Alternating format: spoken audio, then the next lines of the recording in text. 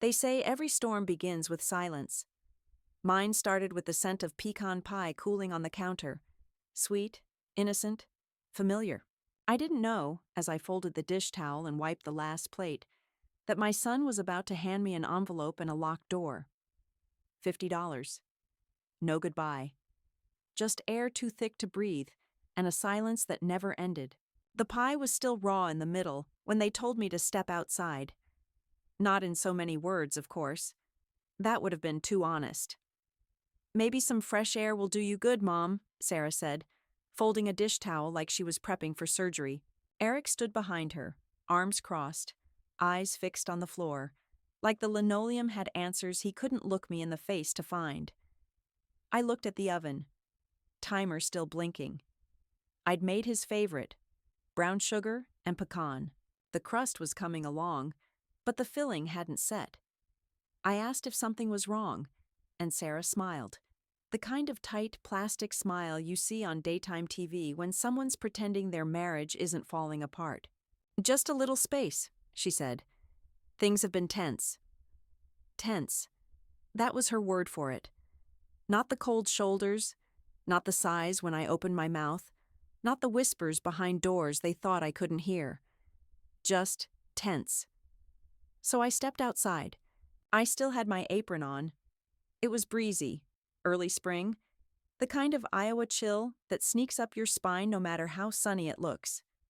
I sat on the front steps with my pie on a baking sheet and my reading glasses still perched on my nose. Birds chirped like nothing was wrong. I figured they needed a moment to cool off. Maybe they'd call me back in after a while, like they had the last time Sarah snapped about me micromanaging the dishwasher. That moment never came. After 20 minutes, I knocked. No answer. 30 minutes.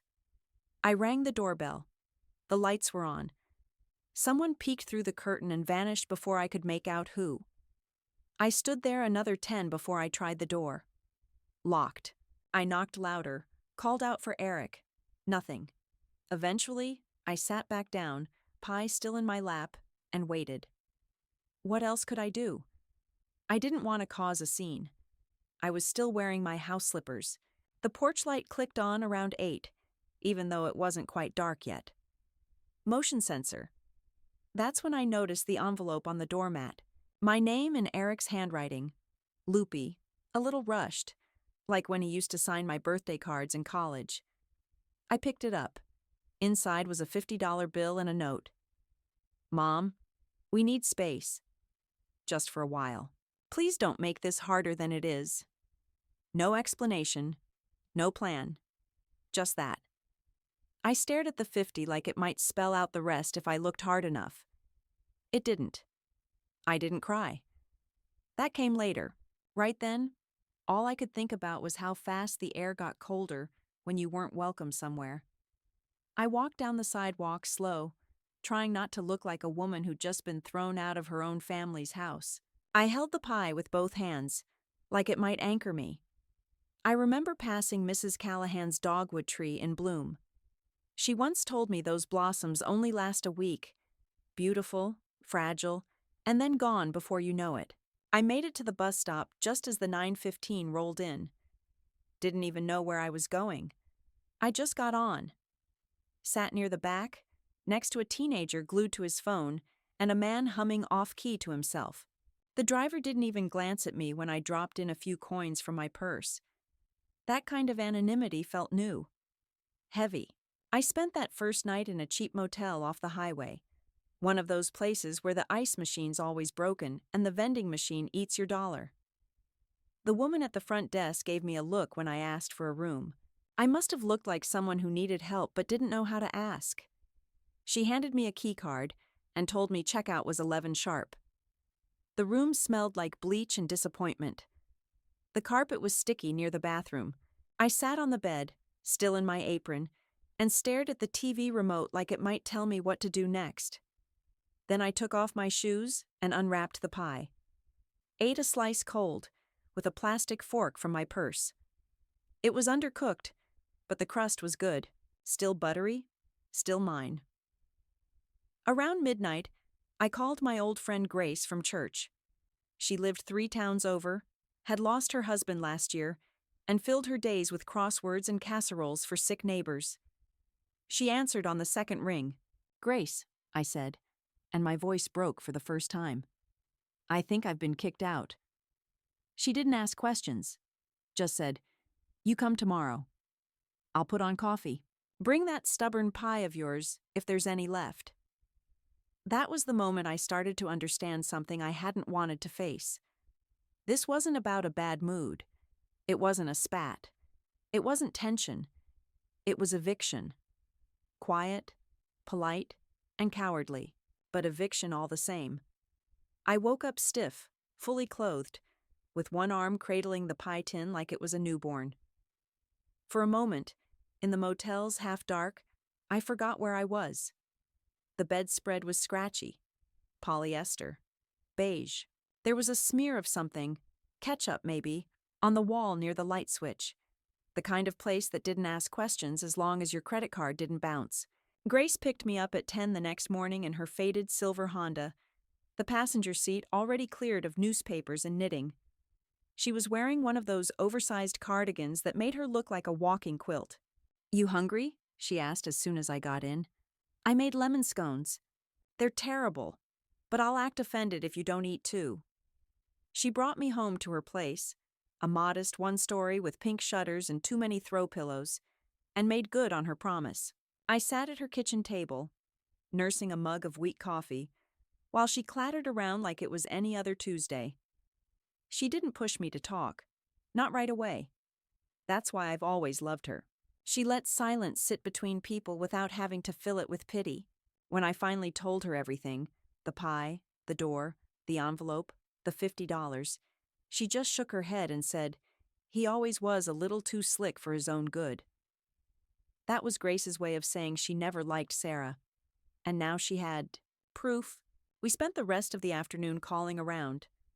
County services, housing lines, anyone who might know what to do with a 71-year-old woman who just got turned out of her son's house like a stray cat. It turns out, when you're not homeless but also not exactly housed, you fall into a kind of bureaucratic limbo. One place said I needed proof I'd been evicted. Another asked if I had a police report. I didn't. I hadn't thought to call the cops on my own son. Eventually, Grace drove me to the Department of Human Services, where I sat under flickering fluorescent lights, filling out forms that asked if I had any known mental illness, any history of substance abuse, any dependents. I thought about checking yes to all of it, just to see if they'd treat me any faster. They gave me a temporary Medicaid card and a voucher for short-term senior housing, which turned out to be a converted motel downtown. A woman named Sharon at the front desk handed me a key and said, "Room 203. Elevator's broken."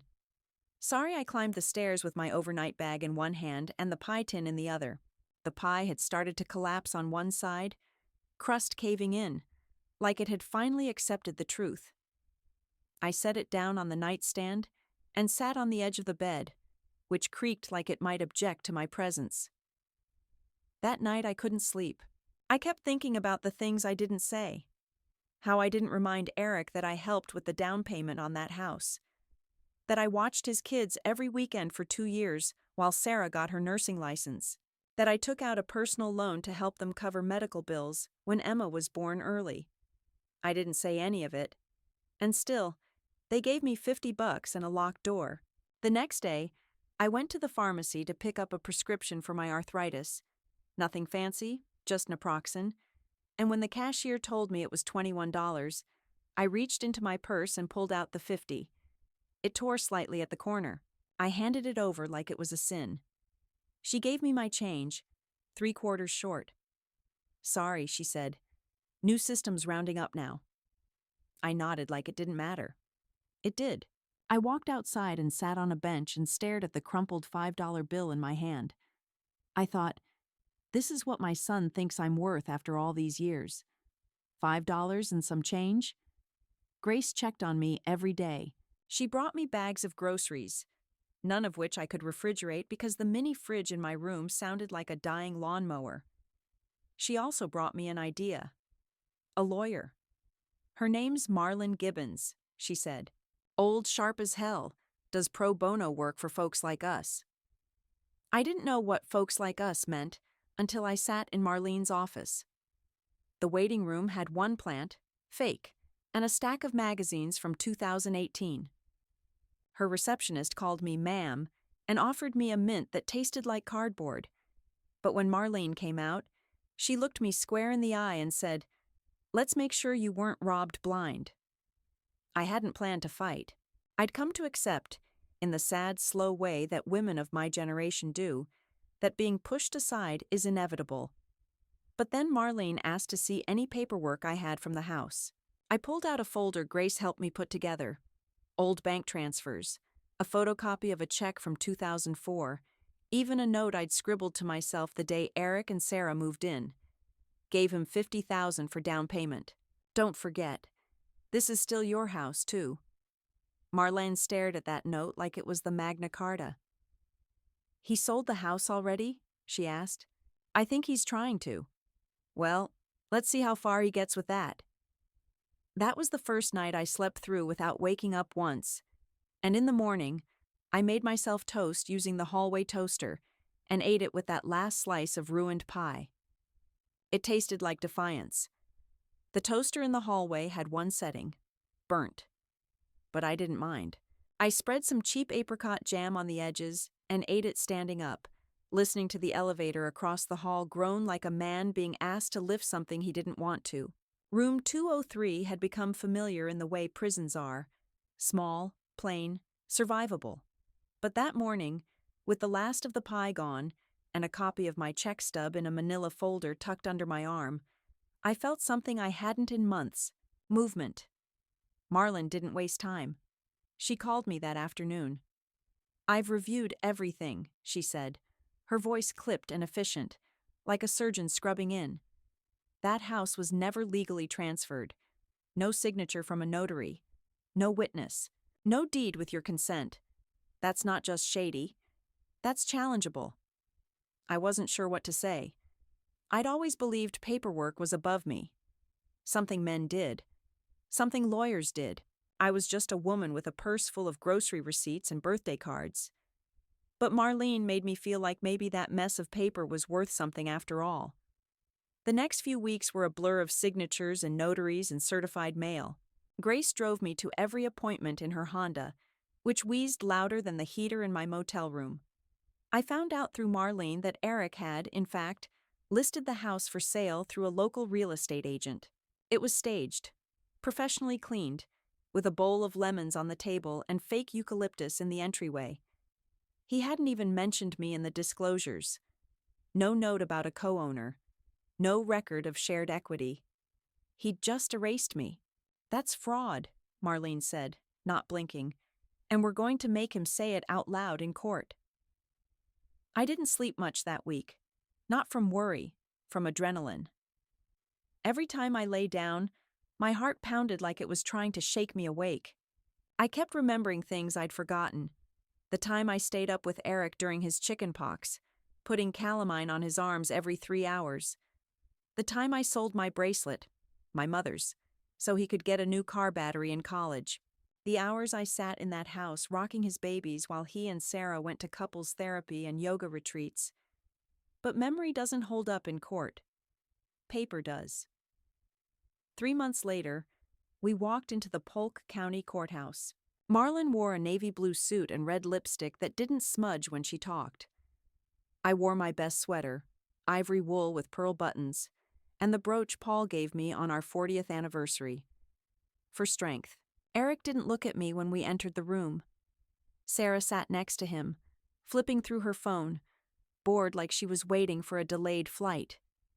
He tried to argue that he'd assumed full ownership after Paul died, that I never said I wanted anything formalized, that I'd gifted the money. Marlene didn't let him finish a sentence. She presented the note, the check stub, my letters, the envelope.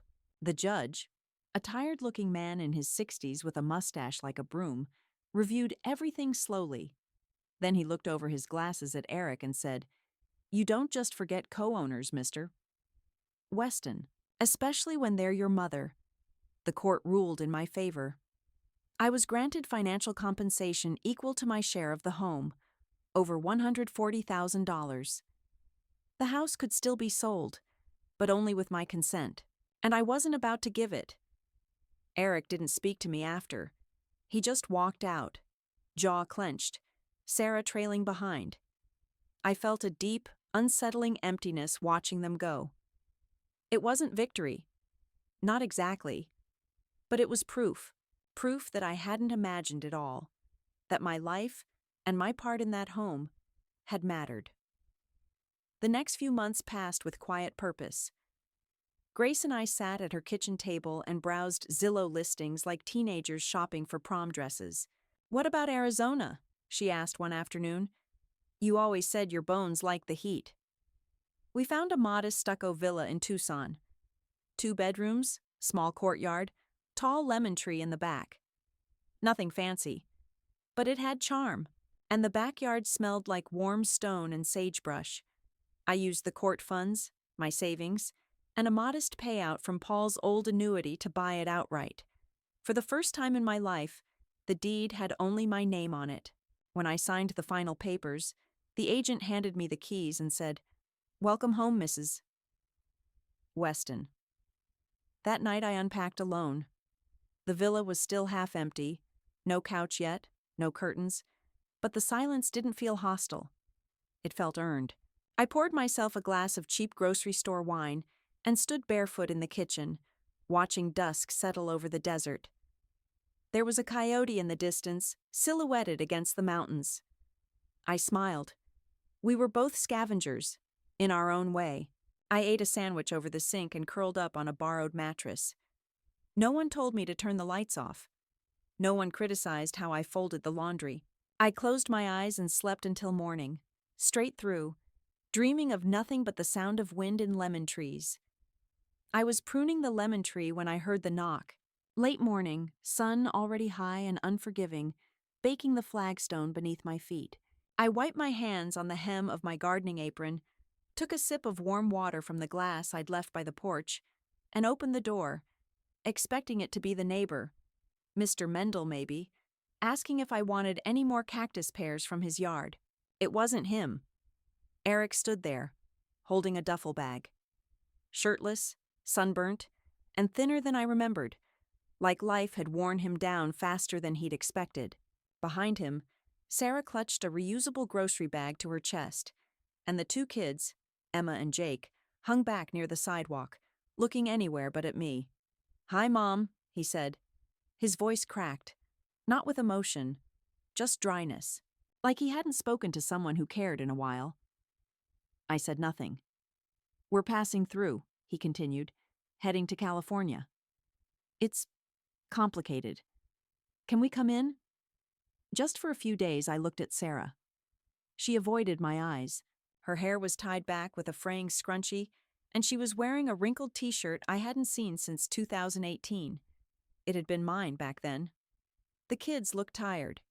Jake had a hole in his sneaker. Emma clutched a stuffed giraffe so hard its neck bent sideways. "We lost the house," Eric said. "The buyers pulled out. The bank. Anyway, it's gone. And the rental fell through. We've been in a motel in Phoenix for 3 weeks. The money's—" He stopped. "We need somewhere to land." Just for now I stepped outside and closed the door behind me. The heat pressed between us like something alive. I took a long breath, feeling the weight of the lemon blossoms in the air. Their scent always reminded me of spring cleaning. Fresh, sharp, just a little sad. "Let me get this straight," I said finally. "You want to stay here? After what happened?" He shifted his weight. "I know what we did. I know I messed up." "No," I said, my voice steady. "You didn't mess up. You planned. You executed. You put me out like trash on a pickup day. Mom, you watched me walk away with a $50 bill and half a pie. And you stood there. You didn't even say goodbye." Behind him, Sarah blinked rapidly, still silent. I'd always wondered if guilt would suit her. Apparently, it just made her smaller. Eric opened his mouth again, but I raised a hand. I'm not here to relive it, and I'm not here to forgive it. I have a life now. One I built from scratch while you were busy pretending I didn't exist. Please, he said, and for a second he looked like the little boy who used to crawl into my bed during thunderstorms. But that boy had turned into a man who evicted his mother without warning. Sentiment only goes so far. I looked at the kids. Emma saw me watching and waved. A soft, hesitant little flap of her fingers. Jake looked hungry. I stepped off the porch and knelt beside them. Would you like to come in for lemonade? I asked gently. I've got cookies too. Oatmeal raisin. They nodded, hopeful. I opened the door, just wide enough for two small bodies. They ran inside, quiet and polite, like they knew not to ask for more than they were offered. I turned back to Eric and Sarah. You're welcome to pick them up in 2 hours, I said. Not sooner, not later. Mom, where are we supposed to go? Sarah finally spoke, her voice thin. I'm not your mother, I said. You made sure of that. She flinched. Good. It was a clean wound, the kind that heals honestly. Eric looked like he might cry, or shout, or crumple. But he did none of it. Just took Sarah's arm and walked away, shoulders hunched, kicking up little clouds of dust as he went. Inside, the kids sat at the table, legs swinging. I poured lemonade, sliced up some cheese, set out crackers. They chatted softly about a movie I hadn't seen, school projects they'd half finished before everything went sideways. I listened, nodded, smiled when it felt right. After they left, the house was still and golden again. I washed the dishes, dried them slowly, and watched the sun drift across the floor. My hands didn't shake. My knees didn't buckle. The world didn't end. That night, I found a small heart-shaped craft in my gardening basket. Red clay, unevenly painted. Emma must have tucked it there. It said, "I Grandma," in shaky marker. I held it for a long time, fingers curled around the ridges. Then I set it on the windowsill, right next to the aloe plant. Some things don't need to be thrown away, even if they come from the wrong hands. The clay heart sat on my windowsill, like it had always belonged there. I watered the aloe, made toast, read the paper, moved through my days like the quiet was normal, like the knock on the door hadn't happened. But something had shifted. I'd drawn a line, and I'd held it. Still, I should have known peace was never going to last long when Eric felt entitled to the last word. It started with a letter, certified, the kind you have to sign for. The mailman handed it over with a little wince, like he could smell the drama sealed inside.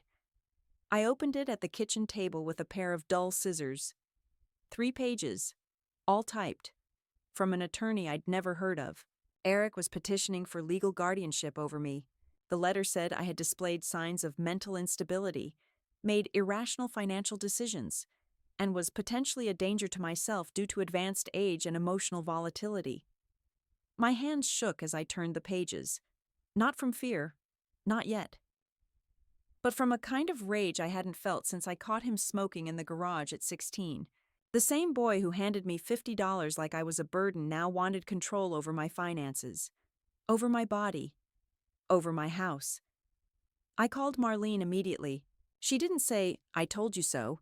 She just muttered, "This little bastard," and told me to come in the next morning.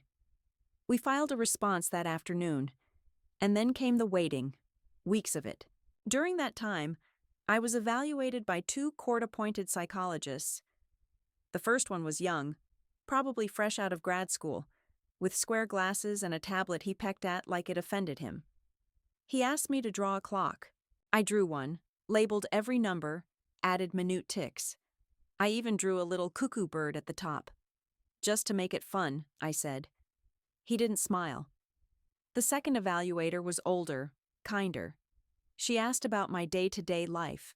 I told her about my garden, about Grace, about my volunteer work reading to first graders at the library.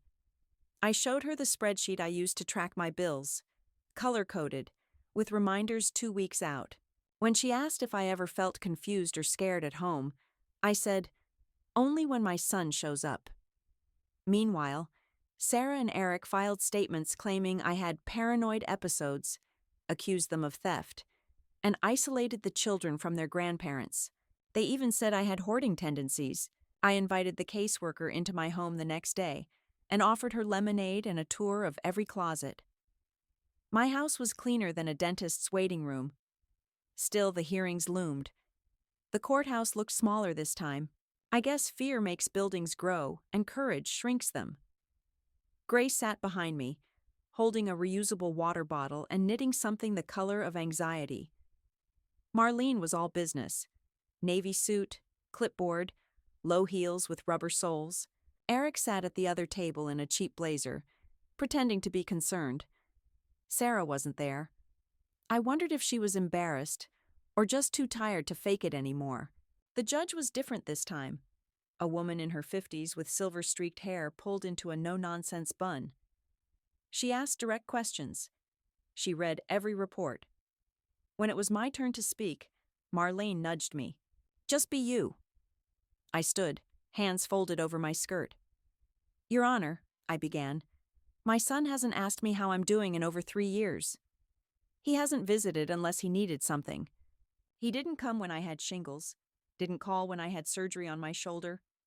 But when he saw I had something he wanted, this home, suddenly I'm unstable." I paused, not for effect, but because my voice caught. "I raised that boy. I paid for his braces and his car and half his mortgage. I gave until there was nothing left. And when I had $50 to my name, I didn't lose my mind. I got up, found help, and started over. That doesn't sound unstable to me. That sounds like resilience." The judge stared at me for a long time. Then she looked at Eric and said, "Your petition is denied." Just like that. Marlene smiled, small but satisfied. Grace squeezed my hand so hard I thought she might sprain it. Outside, the sun was bright and hot. We sat on a bench near the parking lot, letting the heat soak into our bones. I felt 10 pounds lighter.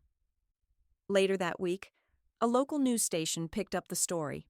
Tucson woman wins guardianship battle against son. They showed a shot of me watering my lemon tree, then cut to me in my sun hat saying something about dignity and independence. I didn't watch it when it aired, but neighbors dropped off pies and handwritten notes. One woman brought me a cactus in a pot shaped like a cat and said, "You're a hero." I'm not. I'm just a woman who finally said no. After the dust settled, I started a little club. Once a week at the library, nothing fancy. Senior rights and tea. We talk about power of attorney, about scams, about setting boundaries with family. We laugh a lot too. It's healing, knowing I'm not the only one who's been pushed aside. Sometimes I catch myself staring at the front door longer than I should, waiting, wondering. But no one comes knocking anymore. And I don't wait with fear. I wait with peace. It was one of those late summer mornings when everything feels a little too bright. The air smelled like lemon peel and fresh mulch, and the sun hit the kitchen counter just right, warming the stone, making my tea steam faster than usual. I was clipping a newspaper article for Grace, something about Medicare fraud, when I heard a soft knock on the front door. Not a heavy rap, just tentative. I wiped my hands on a dish towel and opened it, half expecting another reporter, or maybe that lady from church who kept insisting I should join her Bible study. Instead, it was Jake, my grandson. Taller than I remembered, skinny in that awkward, growing too fast kind of way. His hair had gotten shaggy, his sneakers were worn thin, and his backpack looked like it had survived a small war. He smiled at me, a little crooked, a little nervous. "Hi, Grandma." I blinked, stunned for a second, then stepped aside without a word. He walked in slowly, like he wasn't sure he was really allowed, like he thought the house might vanish if he moved too fast. I set the kettle back on the burner. He didn't sit right away, just stood in the doorway, shifting from foot to foot, hands deep in his hoodie pockets. I found your address online," he said. "Dad doesn't know I came." I'm staying with a friend for a bit. Things at home are not great. I didn't ask for details. I could see it in the way his shoulders curved inward, like he'd spent too long trying not to take up space. I poured 2 mugs of tea. Peppermint. No sugar. Just the way Paul used to drink it. I handed him one, and he clutched it like it was a secret he could keep warm. We sat at the table. For a while, we didn't say much. I just listened to the clock tick, the cicadas whining outside, the slow creak of the ceiling fan. Then he started talking. About school. About how Emma had stopped going. About how Sarah barely came out of the bedroom. About Eric yelling. A lot. But never at the right people. They blame you sometimes, he said. For everything. I nodded. I know. I don't, he said, shaking his head. I mean, I used to. 'Cause that's what they told us. But I remember stuff. I remember you always being there. Pancakes on Saturdays. Your old station wagon that smelled like spearmint gum. He looked up then, eyes a little red. I missed you. I reached across the table and took his hand. His fingers were still boyish, cold, but steady. You didn't have to come, I said softly. I wanted to. We spent the rest of the day together. I showed him the garden, let him pick lemons for juice. He helped me fix a crooked cabinet hinge. We watched an old black and white movie on the couch, and he fell asleep before the second act, curled up like he was 6 again. That night, after he'd gone, after Grace came to pick him up to stay with her for a while, I sat down with my old metal recipe tin, pulled out the envelope I'd kept at the bottom, taped shut years ago. Inside was a note I'd written to myself the night I left Eric's house. Just one sentence. Remember this. I folded that note around a check for $5,000, slipped it into a fresh envelope, wrote Jake's name on the front, left it on the kitchen counter with a sticky note, for when you're ready to do things on your own terms. I didn't owe him anything, but I wanted him to have the kind of choice I never got. Now the house is quiet again. My aloes blooming out of season. The clay heart on the windowsill has faded a little in the sun, but it's still there. So am I. I don't wait for the door anymore. I open it when I choose. And that, more than anything, feels like freedom.